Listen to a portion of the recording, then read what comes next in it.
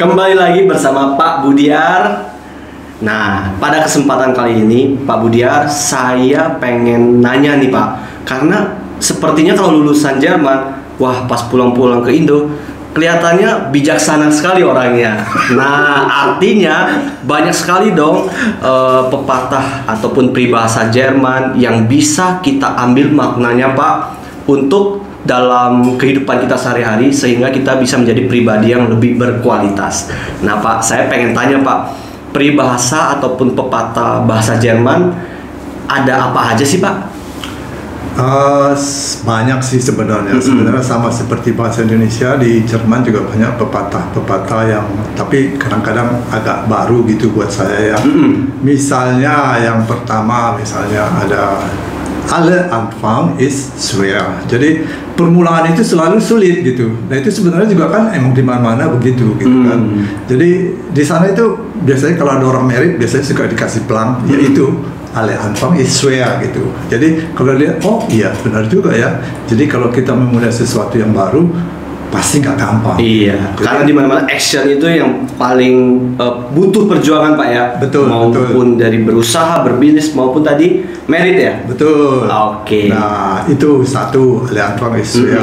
Terus yang kedua misalnya wer rastet, der rostet. Artinya siapa yang beristirahat dia akan karatan misalnya. Maksudnya apa itu Pak? Iya. Saya juga dulu bingung. Iya. Apa sih maksudnya? Jadi misalnya kalau kita berhenti melakukan sesuatu dan tidak melanjutkannya, ya lama-lama kita karatan gitu. Jadi kalau kita melakukan, jadi sebenarnya makna sebenarnya kalau kita melakukan sesuatu, lakukan dengan semangat. Iya. Jadi pokoknya sampai selesai, nah hasilnya pasti kan kelihatan gitu. Jadi kamu nggak karatan gitu. Jadi emang ada juga istilah yang lain, man lernt nie aus. Orang tidak pernah belajar, tidak pernah berhenti untuk belajar. Hampir sama aja. Hampir sih. sama ya. Hampir sama. Jadi jangan sampai kita stop untuk belajar ya. Betul, terus menerus gitu. Itu yang wer rastet, der rostet. Sebenarnya agak rhyme gitu ya, tapi bagus gitu. Jadi berarti karatan di sini memberitahu kita kalau kita nggak terbiasa, kita juga lama-lama nggak bisa menguasai. betul. Apalagi misalnya yang buat orang pensiun kan, kalau sudah tidak ada aktivitas, kadang-kadang cepat pikun misalnya kan. Nah, mestinya jangan. Oke. Ada lagi Pak yang bisa menjadi pedoman hidup kita? Banyak sih sebenarnya. Yang buat cewek-cewek kita dulu suka godain gitu ya. Ada soalnya pepatah yang bilang gini, wer schön sein will muss leiden, yang artinya siapa yang ingin cantik mesti menderita gitu kan. Dulu ya kita maksudnya cuma suka ledekin aja ya, tapi sebenarnya sih maksudnya itu kalau kita emang berusaha selalu fit atau apa, ya emang kita mesti melakukan sesuatu kan. Ya jadi ya mungkin kita diet gitu, atau apa, makan yang teratur, yang sehat, nah, hasilnya nanti kan akan kelihatan gitu. Tapi kalau sekarang kan udah nggak terlalu itulah ya. Jadi kalau kita udah punya kesadaran bahwa tahu disiplin itu diterapkan, ya sudah pasti jalan gitu. Berarti misalnya kita mau memiliki tubuh yang indah, ya kita harus jaga makan, harus berolahraga, dan itu merupakan menderita ya. Betul, penderitaan ya. Ya makanya dulu kalau kita di sana kan kita bilang misalnya, yuk makanya enggak, gue lagi diet gitu. Kalau misalnya cewek bilang gitu, kita langsung bilang, wer schön sein will muss leiden gitu. Ya udah pasti ketawa gitu. Logis banget sih Pak, masuk akal sih. Ya. Dan itu kita sampaikan ke teman-teman kita yang wanita ya. Yang kebanyakan wanita. Sebenarnya juga buat cowok juga bisa. Bisa ya. Betul. Oke. Nah itu tentang fisik. Yang lain Pak? Apalagi ya? Misalnya Andre Sitter, Andre Länder. Andre Länder, Andre Sitter. Jadi setiap negara itu punya kebiasaan masing-masing gitu. Jadi kadang-kadang kita jangan kaget gitu kalau melihat mereka bagaimana yang buat kita tidak lazim. Misalnya dulu saya tuh paling kaget kalau pas kita lagi makan gitu, terus dia mungkin rada pilek gitu, ambil tisu langsung membersihkan hidungnya, gitu kan. Wah, itu buat kita itu benar-benar ini apa, shock banget. Shock banget bener pastinya. Tapi buat mereka itu biasa gitu. Jadi ya udah terbiasa aja gitu. Cuman ya sekarang tahu gitu maksudnya Andre Lender, Andre Sitten, ya itu maksudnya. Jadi ya udah, jadi kamu mesti lihat kebiasaan orang lain itu begini. Berbeda-beda. Dan kita harus saling menghormati. Betul, jangan kita langsung mengakui, Iya, jorok, iya. Tapi aku kebiasaan juga kalau waktu pulang ke Indonesia, kadang-kadang ya lupa gitu ya. Jadi kalau pas lagi habis makan pedas-pedas kan kadang-kadang juga ingat kan. Iya. Langsung ambil tisu, langsung begitu. Oh, semua orang pada memandang. Iya, langsung mata melotot Pak ya. Oke. Artinya memiliki kebiasaan yang berbeda-beda di setiap negara. Betul. Ya, itu istilahnya itu ya itu. Andre Lender, negaranya lain, pasti ada istiadatnya juga lain. Gitu. Nah, ada juga lagi misalnya where come to heirs, mal to heirs. Jadi siapa yang datang duluan?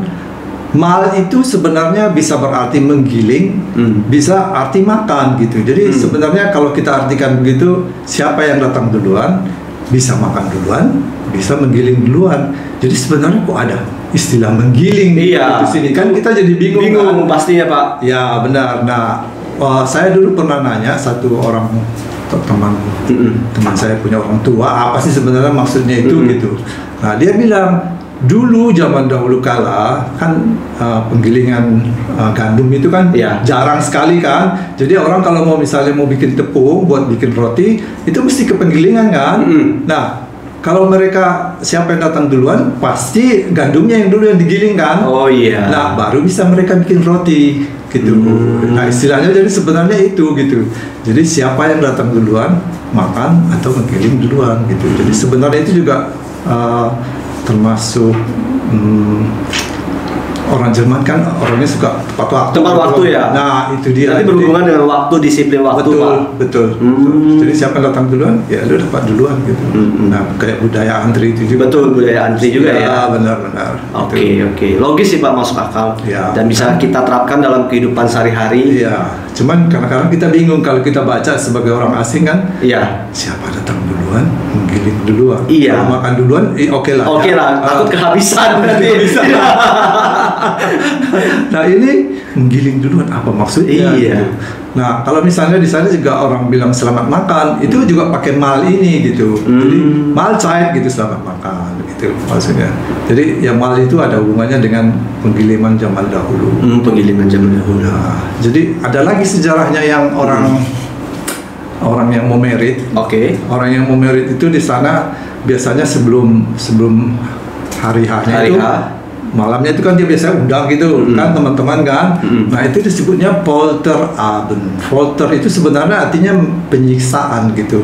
Jadi waktu dulu saya pikir apa sih maksudnya? Kenapa Pak? Ada penyiksaan. Iya, mau merit kan harusnya kita happy, bahagia gitu. Nah, pas dulu teman saya itu pas kebetulan merit, dia undang saya ke kampungnya. Nah, di situ saya benar-benar ngalamin mereka mempecahkan semua porselen.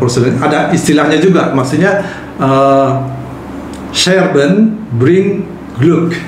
Jadi Scherben itu pecahan-pecahan beling, pecahan kaca segala macam itu membawa keberuntungan. Istilahnya gitu loh. Membawa keberuntungan. Iya. Bingung kan? Iya. Nah, kalau keinjek berdarah, waduh. Betul.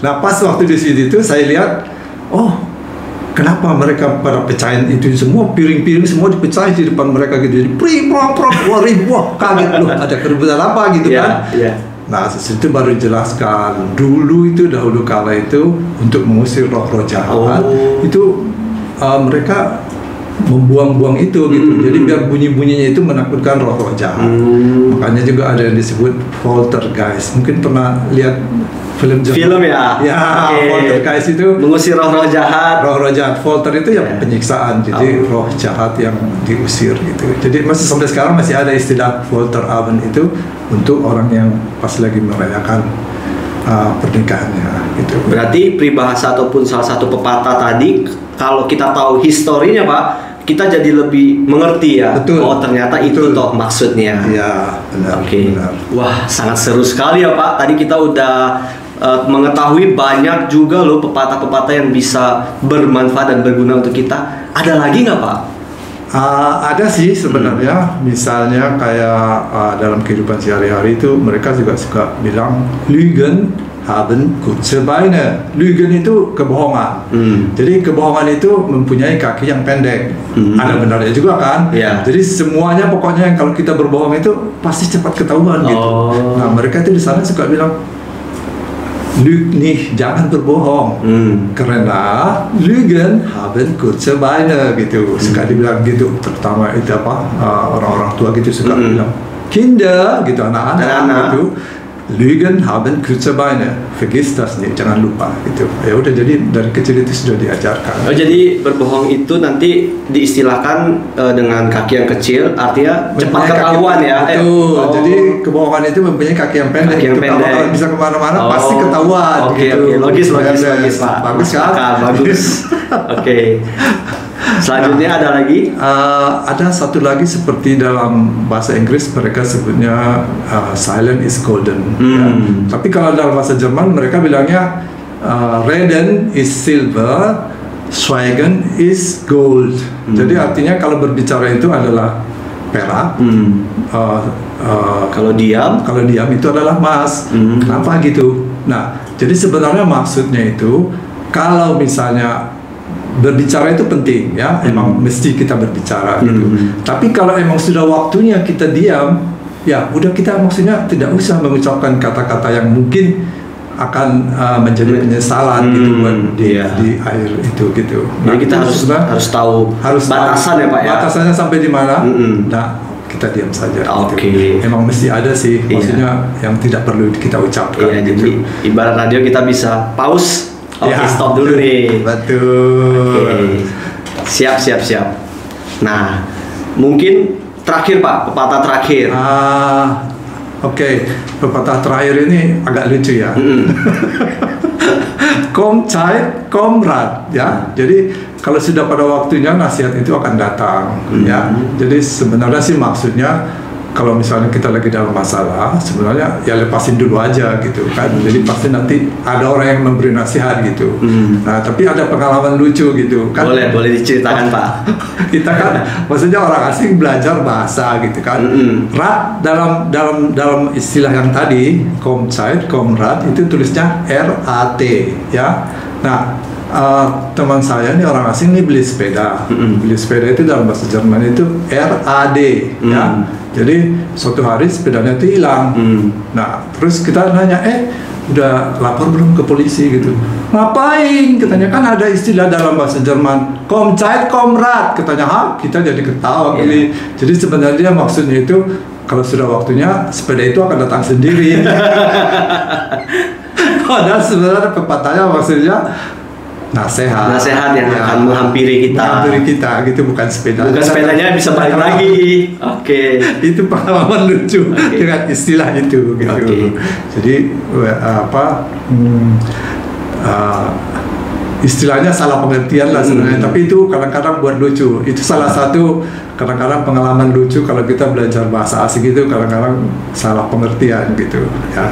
Itu wah, seru sekali ya Pak ya. Nah, hari ini kita sudah banyak belajar pepatah maupun peribahasa dari Pak Budiar. Semoga bermanfaat dan berguna dalam kehidupan sehari-hari kita, sehingga bisa menjadi prinsip hidup maupun pedoman hidup.